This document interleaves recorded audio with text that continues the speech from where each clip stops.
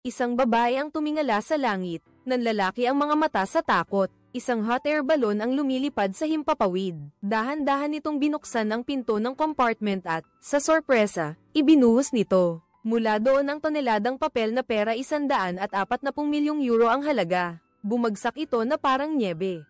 Nagsimulang magkagulo ang lahat, nag-aagawan sa bumabagsak na pera. Ang trapiko sa buong sentro ng lungsod ay naparalisa. Sa sandaling iyon, nasaksihan muli ng babae ang isang kakaibang tanawin. Isang malaking screen sa malapit ang nagsimulang kumurap ng tuloy-tuloy. Tapos biglang may lumitaw na lalaking nakamaskara. Sa malaking screen, dahan-dahan niyang tinanggal ang maskara niya. Malakas niyang idineklara na gagawa siya sa Espanya ng isang pagnanakaw na yayanig sa buong bansa. Ito ang nagdulot ng malaking takot sa lahat ng matataas na opisyal ng Espanya. Dahil 2 taon na ang nakalipas, sila mismo ang nagnakaw ng 10 bilyong euro mula sa Royal Bank of Spain at matagumpay na nakatakas sa harap mismo ng mga pulis. Hindi inaasahan, 2 taon pagkatapos, naglakas loob pa ang mga magnanakaw na magpakita muli, at lantaran pang hinamon ang mga ahensya ng pagpapatupad ng batas ng Espanya. Ito ay nagdulot ng malaking kahihiyan sa buong pulisya ng Espanya. Ang militar na paksayon, gusto nilang habulin natin ang mga lobo. Ito ang pinakamalaking panlilinlang na nakita ko. Itataas ang alert level sa antas 5 kung maglakas loob pa silang magnakaw muli. Hindi ko sila patatawarin. Gusto nila mahigpit na depensa bago pumasok ang mga magnanakaw. Bawal ang sinumang kainahinalang tao na lumapit sa bangko. Sa ganitong mahigpit na depensa, kahit langaw ay hindi makakapasok. Ngunit hindi nila inakala na ang buong plano ay narinig ng propesor. Sa tulong ng 65 nangungunang hacker ng Pakistan, sa loob lamang ng wala pang 1 oras, nakontrol ng mga magnanakaw ang lahat ng kagamitan sa komunikasyon ng mga tauhan ng Ministry of Defense. Dahil sa napakalaking halaga ng pera na ninakaw 2 taon na ang nakalipas, anumang kagamitan at teknolohiya ay pag-aari nila. Kahit armored military vehicles ay nabibili nila sa black market. Narinig din nila ang mga numero ng militar na nakatalaga sa bangko. Ang Espanya, naghahanda silang magpanggap na militar para makapasok sa bangko pero hindi inaasahan ng pulis na. Kahit ang military radio na ginagamit nila ay na-monitor ng propesor. Ginamit niya ang voice changer software sa computer para gayahin ang boses ng superior. Nalinlang ang tiwala ng pulis at nakapasok sa bangko. Una nilang nilagyan ng timer bomb ang bintana ng bangko. Pagkatapos, ginamit nila ang kanilang pagkakakilanlan para magtagumpay sa pagkuha ng bilang ng tao sa loob ng bangko para maiwasan ang gulo. Hinihiling ni Palermo sa pulis na ihatid palabas ang mga hindi kailangan sa bangko. Nang makaalis na ang pulis at karamihan sa mga tao, direktang pinindot ni Palermo ang switch sa tablet at nagsimula na ang bomba. Nagsimula na ang countdown, kasabay ng pagsabog at sigawan ng mga nasa loob. Najitla ang lahat ng naroon sa pagsabog. Sa gitna ng kaguluhan, inutusan ni Palermo na isara ang bangko. Opisyal nang nagsimula ang pagnanakaw na yumanig sa buong bansa. Ako si Palermo. Gusto kong ipaalam sa inyo ang 2 balita. Mayroon akong isang magandang balita at isang masamang balita. Ang masamang balita ay sinalakay ang Royal Bank of Spain. Ang magandang balita ay tayo ang mga umatake. Ito ang Royal Bank of Spain. Ang vault nito ay naglalaman ng 70 tonelada ng ginto, ngunit hindi madaling makapasok doon. Ang vault ay nasa 50 metro sa ilalim ng lupa, at ito ay ganap na napapalibutan ng 50 centimeters na makakapal na bakal. Kahit mabuksan mo ang pinto ng vault, hindi ka pa rin makakapasok, dahil ang vault ay konektado sa 2 ilog na malapit sa bangko. Kapag may humawak lang sa sensor sa pinto, magti-trigger ang security system ng vault ng bangko. Sa puntong iyon, bubukas ang 2 underground pipe at patuloy na dadaloy ang tubig mula sa 2 ilog. Sa loob ng wala pang 20 minuto, mapupuno ang buong vault. Kapag nabuksan ang pinto, malakas na pressure ng tubig ang magwawalis sa lahat. Ang buong basement ay babahain, kaya mayroon lang silang mahigit 10 minuto para ayusin ito. 4 na pinakamahuhusay na welder ang sabay-sabay na paputol sa bakal na pader ng vault sa mga iginuhit na bilog. Ang security system sa loob ng vault ay magti-trigger din sa sandaling iyon. Ang tubig mula sa tubo ay dadaloy sa silid sa bilis na 7,500 litro bawat minuto. Hintayin hanggang matapos ng welder ang pagputol ng perpektong bilog. Pagkatapos ay gamitin ang pambasag na martilyo para basagin ang bakal na plato. Kapag bumagsak ang bakal na plato, direkta silang maglalagay ng airlock sa loob. Kung hindi mabuksan ang pinto, magpapadala sila ng welder sa silid. Kailangan nilang selyuhan ang mga puwang sa magkabilang dulo, sa loob at labas, sa loob ng 16 na minuto. At siguraduhing walang maiiwang puwang. Dahil kapag nagkaproblema ang welding, ang presyon, ang malakas na tubig ay lalabas sa butas na iyon. Sa oras na iyon, lahat sila ay malilibing sa 50 metrong lalim na hukay sa ilalim ng lupa. Mabilis na lulunurin ng tubig sa hukay ang mga tao sa loob. Humugat ng malalim na hininga si Bogota, sumisid sa tubig, at tinapos ang huling butas. Nang mawala ang tunog ng alarma, bumalik sa normal ang mga ilaw. Ibig sabihin, nagtagumpay sila. Nauna si Vinero, nakasuot ng diving suit, at pumasok sa decompression chamber. Nang mapuno ng tubig ang buong silid, binuksan din ni Bogota ang panloob na pinto sa hukay. Nagtagumpay silang makapasok sa vault at nagmasid sa paligid. Ang mga gintong bar ay nakaayos sa vault na parang nasa lungsod ng Atlantis. 70 tonelada ng ginto ang nakababad sa tubig sa vault ng bangko, ngunit hindi ito pinansin ng mga magnanakaw. Dahil may isang hindi kapansin-pansing vault sa loob ng vault, ngunit ang laman nito ay mas mahalaga kaysa sa gintong iyon. Kinuha ng mga magnanakaw ang kanilang mga gamit sa pagsisid at bumaba sa baha na vault. Inihahanda nilang i-weld ang vault sa ilalim ng tubig. Ngunit ang bilis na ito ay hindi sapat dahil napalibutan na ng pulis ang bangko. Wala nang takas ang mga magnanakaw sa loob. Sa puntong ito, ang direktor ng probinsya na namamahala sa pagnanakaw na ito ay may hindi inaasahang natuklasan. Nilapitan niya ang armored car na ginamit ng mga magnanakaw. Ang military emblem sa sasakyan ay peke, ngunit ang military serial number na tanging ang kanilang militar lang ang nakakaalam. Paano nalaman ng mga magnanakaw? Sa puntong ito, napagtanto ni Tamayo na ang buong plano nila ay na-eavesdrop ng mga magnanakaw. Ngunit para kay Angel, imposible iyon. Dahil ang kanilang komunikasyon ay sa pamamagitan ng network ng militar. Hindi nila kayang i-eavesdrop ang kagamitan ng militar. Ano ang imposible sa kanila? 2 taon na ang nakalipas, nagnakaw sila ng 10 bilyong euro. Alam mo ba kung magkano ang buong budget ng National Intelligence Agency? 282 milyon kumpara sa 10 bilyon. Kaya nilang bumili ng satellite. Lahat, ilagay ang inyong mga cellphone sa basurahan na ito. Dahil dito, ang propesor na nakikinig sa kanilang usapan ay medyo nataranta. Hindi niya inakala na ganoon kabilis matutuklasan ng pulisya ang kanilang lihim na pakikinig. Kakaunti na lang ang kanilang oras, kaya kailangan nilang bilisan ang pagbubukas ng safe. Ngunit napakatibay ng bakal ng safe. Kailangan ng hindi bababa sa 1 oras para buksan ito gamit ang welding. Kaya, tanging sa ibang tao na lang sila umaasa. Ito ang direktor ng bangko, ang koronel na may radio frequency sa loob at labas ng bangko. Pakinggan ko. Sa sandaling iyon, natuklasan ng pulisya ang signal sa loob ng bangko. Agad na inutusan ni Tamayo ang kanyang mga tauhan na harangin at i-replay ang signal. Ngunit ingay lang ang naririnig sa speaker at walang maintindihan. Nalaman niyang nauna nang nakita ng propesor ang posibilidad na ito. Para matiyak ang ligtas na komunikasyon, ginamit nila ang shortwave radio na gawa sa England noong 1941. Kaya nitong makipag-ugnayan sa loob ng 5,000 kilometro. At ang impormasyong ipinapadala at natatanggap nila ay naka-encode ng 2,300 layer. Sa pamamagitan ng computer na nakapaloob sa radyo, kahit ang mga nangungunang hacker sa mundo ay hindi ito kayang i-decode. Ngunit sa sandaling ito, biglang tumunog ang isang telepono. Ang tumawag ay ang propesor. Agad na sinubukan ng pulisya na i-locate ang tawag. Ngunit paano magkakaroon ng ganoong kalaking pagkakamali ang propesor? Ilang lumang cellphone lang ang kailangan para madaling malusutan ang pag-locate ng pulisya. Tumawag ang propesor gamit ang isang telepono, pagkatapos ay inilipat ang tawag sa pulisya gamit ang isa pa. Pagkatapos ay tinalian niya ang 2 telepono at inilagay sa isang kahon. Ang kanyang kasabwat sa sentro ng lungsod ang magdadala ng kahon ng telepono at magpapagalagala sa kalye, kaya ang telepono ay laging gumagalaw. Kahit gaano pa ka-advanced ang teknolohiya, hindi nito matutukoy ang kinaroroonan ng propesor. Makinig kayo, tatawag ako ulit sa inyo pagkalipas ng 1 oras. Bago yan, magpapakawala ako ng 5 hostage. Sa pagkakataong ito, susundin natin ang patakaran. Isuot nyo ang maskara, kunin ang machine gun, at maghanda sa laban. Dahil babarilin ko ang mga ulo ninyo.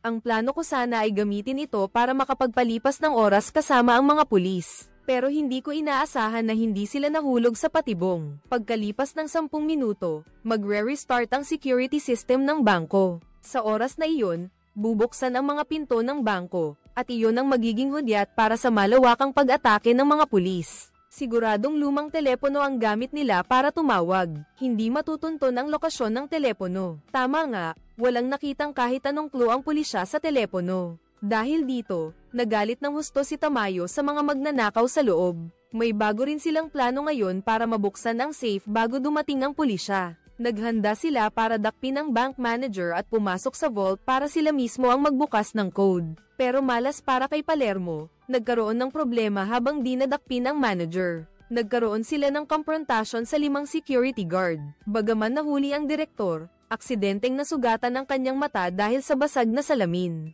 Gayunpaman, ang mas malaking problema ay ang matigas na ulo ng direktor, na ayaw tanggapin ang mga kahilingan ng mga magnanakaw. Kahit bantaan ni Denver ang kanyang buhay, ayaw pa rin niyang pumasok sa vault, na ikinagalit ni Denver. Ngunit hindi niya inaasahan na ang kanyang kapabayaan ay sisira sa buong plano. Nawalan ng malay ang matandang direktor at paubos na ang oras. Kaya, kinuha ni Bogota ang pampasabog at pumasok sa vault ng mag-isa. Pero ang ganoong aksyon ay parang naghahanap ng kamatayan. Dahil sa loob ng silid, ang energy wave na nilikha ng pagsabog ay maglalabas ng 40 beses na presyon. Sa isang iglap, sa kaunting pagkakamali, tiyak na mamamatay ang mga tao sa loob. Kahit ang buong basement ay maaaring bumaha. Sa panahong iyon, ang lahat ng kanilang plano ay masisira. Ang mga pulis sa labas ay handa ng sumalakay. Sa sandaling bumukas ang pinto, sisalaki sila sa bangko. Dahil dito, lubos na nataranta ang propesor na nanonood ng balita. Maaari lang siyang magdasal na mabilis na mabuksan ng kanyang mga kasamahan ang vault, dahil ang nasa loob ay hindi lang nagpapasya sa kanilang buhay, kundi pati na rin sa tagumpay o kabiguan ng buong misyon. Nang may lagay ang bomba, nagsimula ang countdown. Ang malaking pagsabog ay nagpagalaw sa buong bunker,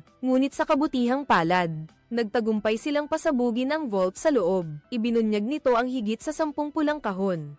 Ang sistema ng seguridad, ang alarm ng bangko ay muling umandar sa sandaling ito. Ibig sabihin, sinimulan na ng pulisya ang pag-atake sa bangko. Inutusan ng mga magnanakaw ang lahat ng hostage na tumayo sa labas ng bangko. Inakala nilang mag-aatubili ang pulisya dahil sa mga hostage. Nahawak nila at sesuko sa pag-atake, ngunit hindi nila inaasahan. Naganap na binabalewala ng pulisya ang kaligtasan ng mga hostage. Sa halip, mabilis silang lumapit sa bangko na may hawak na armas. Dahil dito, pinagpawisan ng malamig ang mga magnanakaw sa loob. Nang malapit nang magkaroon ng malaking labanan ang dalawang panig, hindi inaasahang lumabas si Denver mag-isa mula sa bangko. Winawagayway ang puting tela sa kanyang kanang kamay bilang tanda ng pagsuko. Ngunit sa kaliwang kamay niya ay may dala siyang 2 pulang kahon. Dahil dito, lubos na nataranta si Tamayo. Nakuha ng mga magnanakaw ang bagay na pinakakinatatakutan niya. Sa loob ng mga kahon na iyon nakatago ang pinakamadilim na sikreto ng buong bansa. Hindi kailanman papayagan ng gobyerno na malantad ang mga sikretong ito. Dahil kapag naipubliko ang mga dokumentong ito, ang buong bansa ay malulubog sa krisis. Kinuha niya ang ginto mula sa banga at madali niyang nakuha ang mga butil ng ginto. Kailangan lang ilagay ang mga gintong bar sa quartz crucible. Pagkatapos ay painitin sa 1,200 degrees Celsius, hintayin itong matuno, at ibuhos sa sabon na tubig para lumamig. Sa ganitong paraan, makakakuha ka ng mga butil ng ginto. Isang dakot lang ng butil ng ginto ay napakamahal na, at lahat ng ito ay gawa sa mga gintong bar na ninakaw. May kabuuang 70 tonelada ng ginto. Ang pagnanakaw na ito ay nagdulot ng kaguluhan sa lahat ng matataas na opisyal ng gobyerno, Espanya, ngunit kumpara sa gintong iyon, mas mahalaga sa kanila ang mga dokumentong nakatago sa silong. Dahil nakatala sa loob ang pinakamadilim na lihim ng buong bansa, kapag nailantad ng mga magnanakaw ang mga dokumentong ito, ang buong gobyerno ng Espanya ay mahuhulog sa isang krisis na hindi pa nagaganap. Gaano kalaki ang maaaring maging epekto ng paglalantad. Ang mga dokumento sa mga kahon na iyon ay maglalagay sa kasalukuyang gobyerno at mga nakaraang gobyerno sa mahirap na sitwasyon. Ang Espanya, European Union, at NATO ay hindi makakaligtas. Mas mahalaga, wala sa atin ang makakatakas. Ikaw at ako ay haharap sa paglilitis, kahit ang punong ministro ay makukulong. Sinong punong ministro sa Europa ang gustong makulong? Iyan ang epekto ng paglalantad. Pagkasabi pa lang ng direktor ng intelligence, ang mga pinuno ng gobyerno na mayabang ay lubos na nataranta. Basta't nasa kamay pa ng mga magnanakaw ang mga dokumento, sila ay mananatiling banta. Ngunit ang bulag na pakikipagkasundo sa mga magnanakaw ay maglalagay sa pulisya sa isang ganap na mahinang posisyon. Habang sila ay nasa isang dead end, ang pagdating ng isang babae nagdulot ng bagong pagbabago sa pulisya. Magandang gabi, ako si Alicia Sierra, ako ang mangangasiwa sa negosasyon para sa pagnanakaw na ito. Si Sierra agad na nagbigay ng kontrahakbang, maliban sa intelligence agency na alam ang nilalaman ng mga dokumentong iyon. Sa ngayon ang labas ay walang ideya kung ano ang nilalaman. Maaari nilang samantalahin ang puntong ito upang gumawa ng ilang peking balita at ilathala ito sa media. Ang mga media outlet sa buong bansa ay magsisimulang mag-verify ang mga balitang ito, ngunit kapag nalaman nilang lahat ay peke, kaya kahit ipahayag ng mga magnanakaw sa loob ang mga dokumento, pagdududahan pa rin ng media sa labas ang pagiging totoo ng mga ito sa isang malaking lihim na malayang balita sa kasaysayan ng bansa na naganap. Nakakuha ang pahayagang ito ng mahigit 100 lihim na dokumento. Dahil dito, lubos na nagulantang ang propesor. Perpektong ginamit ng pulisya ang kwento ng batang pastol upang madaling pahinain ang baraha sa kanilang kamay. Hindi lang iyon, malapit na silang pumasok. Hindi nagkamali ang hula ng propesor. Naghanda ang pulisya para sa matinding pag-atake. Sa bangko, isang sasakyan ang huminto sa paligid ng bangko. Magbobomba sila ng gas sa loob ng sasakyan sa pamamagitan ng tubo ng bentilasyon papunta sa bangko. Ito ay isang uri ng medikal na pampatulog. Kapag lumampas sa 50% ang konsentrasyon, maaari nitong patulugin ang isang tao sa loob ng 10 segundo. Isang armadong grupo ang pumasok sa bubong ng bangko. Papasok sila sa bangko mula sa banyo, dahil iyon ang tanging lugar sa buong gusali na walang CCTV.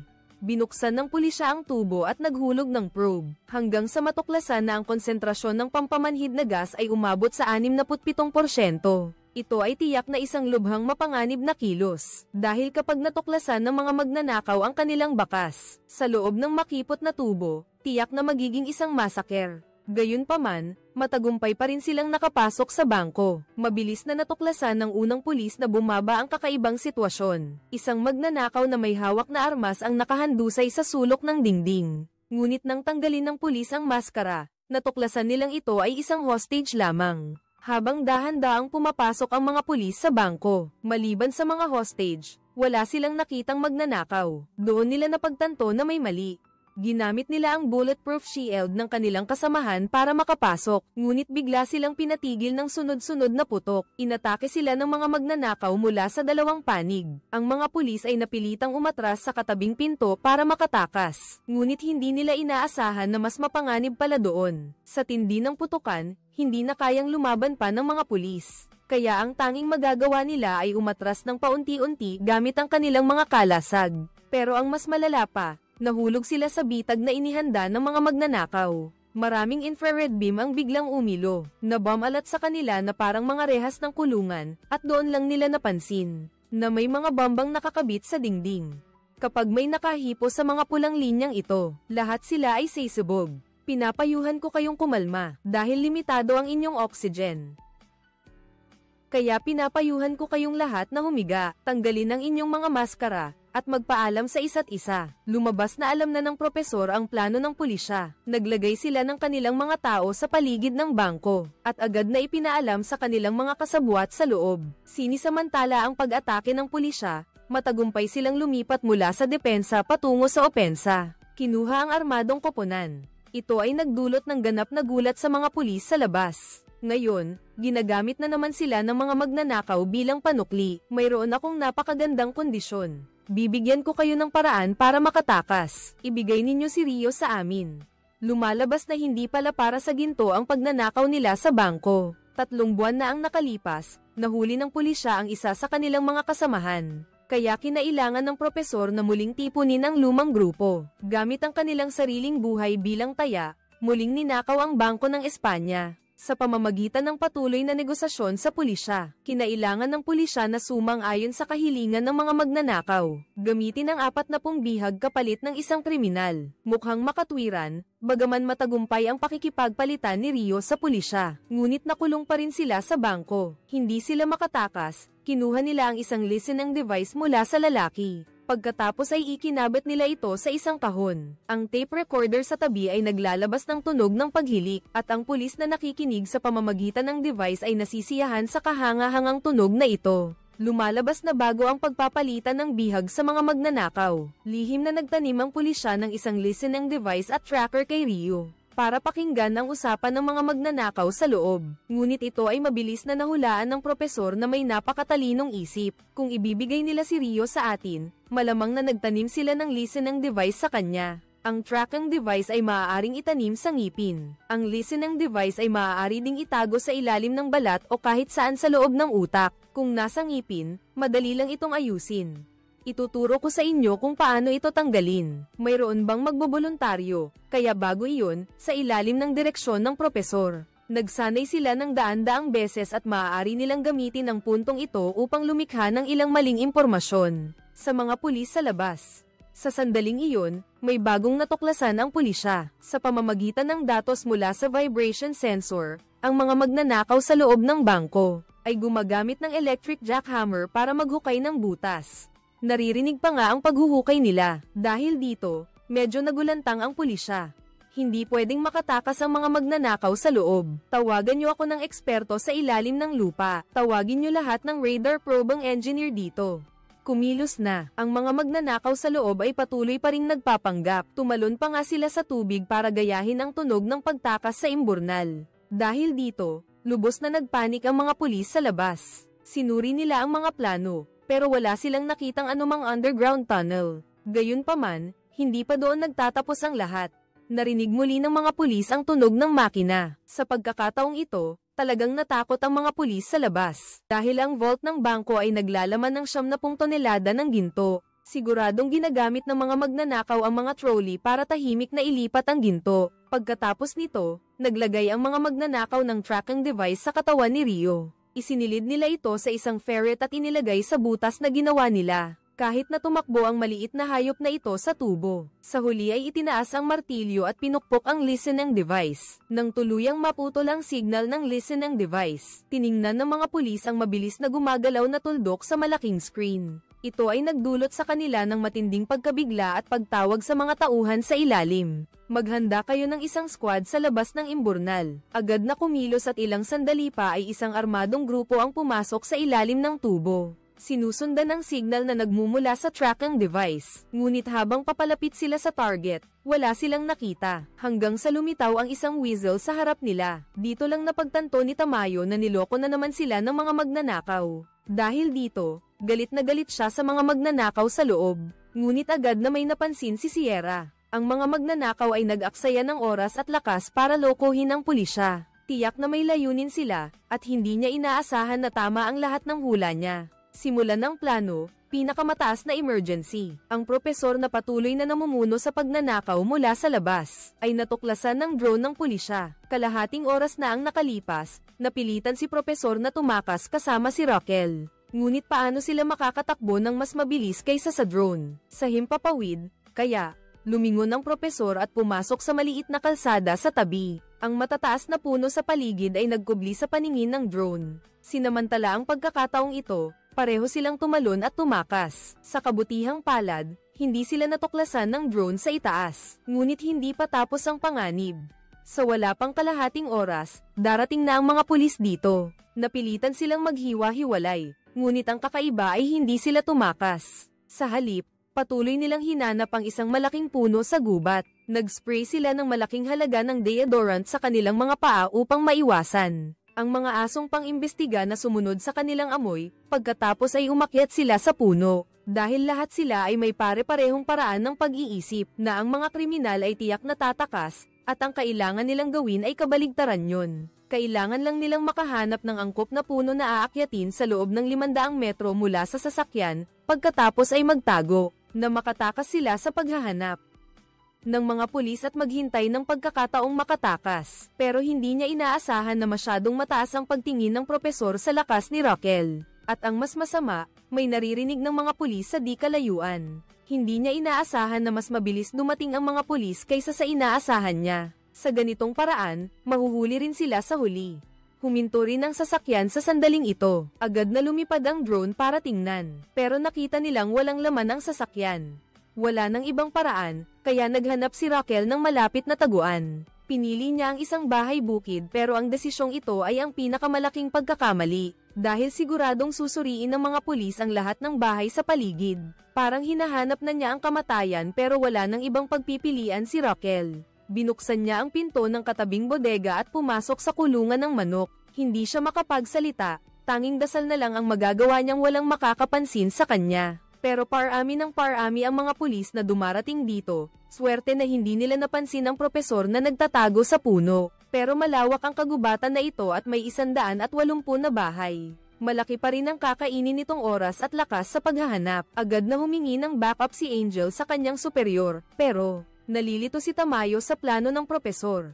Sa panahon ng pagnanakaw, maaaring harapin namin ni Raquel ang matinding presyon na makakasira sa amin. Gayunpaman, mayroon pa rin tayong backup plan. Kung nasa panganib kami ni Raquel, kailangan ninyong gumawa ng pinakamalaking paggambala. Ang layunin natin ay pilitin ang pulisya na kumilos. Sa dalawang panig, may isang bagay lang na mas kaakit-akit kaysa sa paghuli sa aming dalawa. Iyon ay ang paghuli sa ating lahat.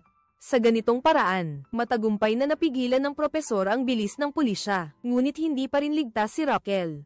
Siya ang babaeng hinahanap ng buong bansa, dahil ang sino mang makakahuli sa kanya ay makakakuha ng 10 milyong euro. Ito ang pinakamalaking bounty sa kasaysayan ng Europa. Hindi nagtipid ang pulisya sa malaking pabuya para sa anumang bakas. Dahil sa kanila, nagkakagulo ang buong bansa dahil sangkot sila sa isang pambansang pagnanakaw. 70 tonelada ng ginto ang ninakaw mula sa bangko. Ngunit hanggang ngayon, ang mga pulis ay nakikipagharap pa rin sa mga magnanakaw sa loob. At ang dalawang ito ang utak ng pagnanakaw. Ngunit hindi inaasahan, natuklasan ni Raquel ng may-ari ng sakahan. Agad na nakilala ng lalaki ang pagkakakilanlan ni Raquel. Hindi inaasahan, ang 10 milyong ay kusang lumapit sa pintuan.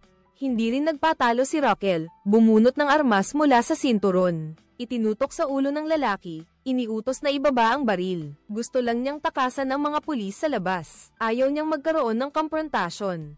Ito ang dahilan kung bakit nagsimulang umatras ang lalaki. Kung ikukumpara sa 10 milyong euro, mas mahalaga ang buhay ko. Dahan-dahan mong ibaba ang baril.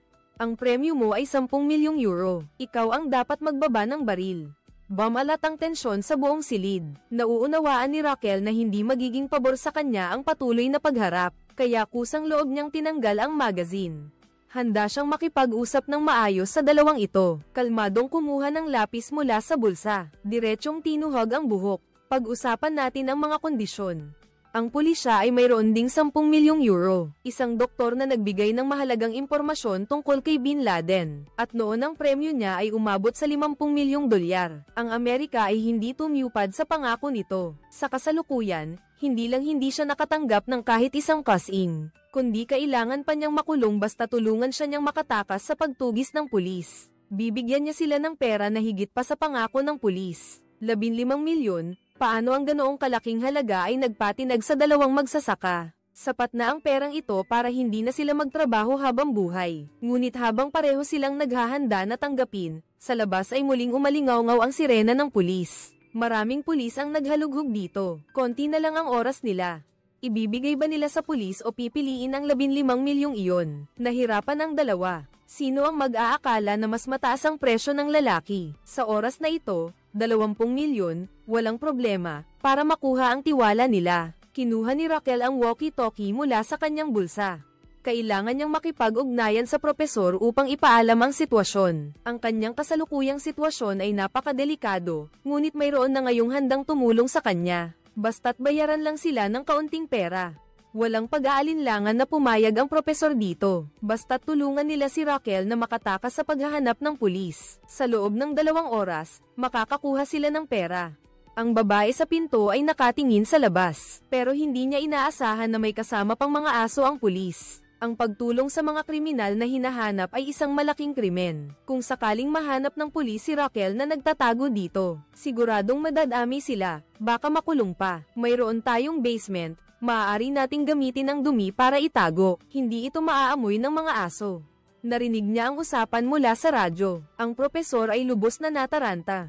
Kaya't sa kabila ng panganib, bumaba siya mula sa puno kung saan siya nagtatago. Tumakbo siya papunta kay Raquel. Hindi niya pwedeng hayaang mapahamak ang kanyang minamahal. Hindi niya inaasahan na bubuksan ng babae ang pinto sa ganitong oras. Si Raquel Murillo ay nandito. Kausap niya ang professor. Malinaw na siya ang nagbigay ng impormasyon tungkol sa mga magnanakaw sa pulisya. Ngunit siya ang iniluhod ng pulisya. Ang armed team ay sumugod at matagumpay na nakontrol si Raquel. Ngunit hindi nila nakita ang anino ng professor. Nasaan ang professor? Hindi ko alam kung nasaan ang professor. Sa harap ng banta ng pulis, nanatiling matatag si Raquel. Kahit nakatutok na ang baril sa kanyang ulo, hindi pa rin siya nagsalita tungkol sa propesor. Pero hindi nila alam na patakbo na ang propesor papunta sa kanya. Hindi inaasahan, sa sandaling iyon, ilang putok ng baril ang umalingaw-ngaw sa kanyang tainga. Tila tumama ang bala sa gitna ng noo ng propesor, dahilan para siya ay bumagsak sa lugar.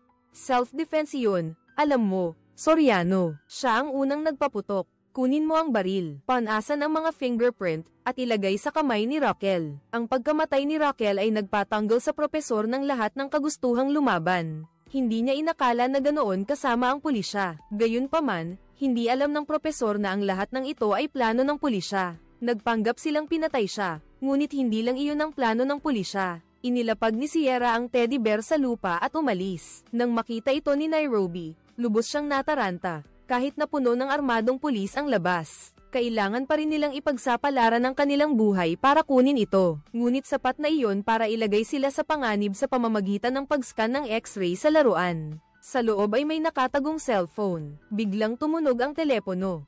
Hayop ka. Ano ang gusto mo? Gusto kong makipag-usap sa iyo tungkol sa mga kondisyon. Ang biglaang galit ni Nairobi ay nagpagulat sa kanyang mga kasamahan. Hindi pa nila siya nakitang nagalit ng ganoon, ngunit hindi nila alam na ang maliit na oso na ito ay ang laruan ng kanyang anak na matagal na niyang hindi nakikita. Hindi inakala ni Vinero na ang pulis sa labas ay walang limitasyon. Ginagamit nila ang isang bata para takutin siya. Gusto lang niyang makita ang kanyang anak ng kaunti pa, ngunit hindi niya lubos na napagtanto na siya ay ganap nang nakalantad sa ilalim ng baril ng pulis. Ang bala ay tumama sa kanyang dibdib at sa huli ay bumagsak siya sa isang dugo. Nasa kritikal na kondisyon. Gayunpaman, ang mas malaking problema ay, sinamantala ng pulisya ang pagkakataong ito upang maghanda ng pag-atake. Sa wakas, nagsimulang mabilis na umusad ang armored vehicle patungo sa bangko. Ngunit ang propesor ay nalulunod pa rin sa sakit ng pagkawala ng kanyang minamahal. Ang lahat ng sitwasyon ay lumabas na sa kanyang kontrol. Napilitan silang lumaban upang pigilan ng pulisya na salakayin ang bangko. Ang halaga ng isang pelikula ay nasa reputasyon nito, habang ang halaga ng isang review ay nasa damdamin. Dito nagtatapos ang kwento ngayon. Salamat sa panonood. Ano ang masasabi ninyo sa pelikulang ito? Mag-comment sa ibaba.